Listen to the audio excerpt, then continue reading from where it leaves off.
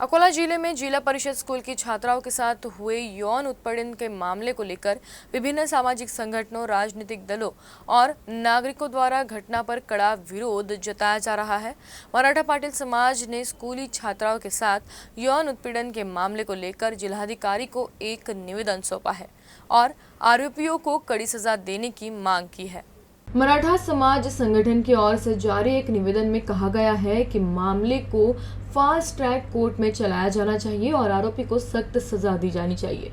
संदीप पाटिल ने मांग की है कि जिला परिषद के मुख्य कार्यकारी अधिकारी को आरोपी के खिलाफ एक जांच अधिकारी नियुक्त करना चाहिए और सरकार के निर्णय के अनुसार 6 महीने के भीतर जांच पूरी करनी चाहिए और संबंधित मामले में एक महिला अधिकारी को जांच अधिकारी और पेशकार के रूप में नियुक्त करना चाहिए।